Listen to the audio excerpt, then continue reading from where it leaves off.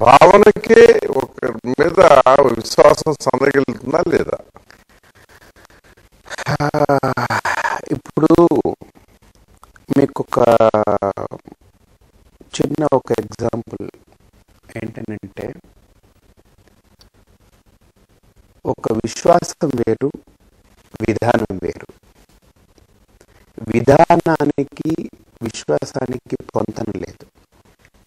ఇప్పుడు మీరు నన్ను నమ్మొచ్చు, నమ్మకపోవచ్చు, కానీ ఒక విధానం ఉంటుంది. సో ఆ విధానాన్ని నేను అవలంబించాల్సి వచ్చినప్పుడు ఆ విధానం ఏమిటి డిక్టేట్ చేస్తుందో దాని మార్గంలో నేను వెళ్ళాలి.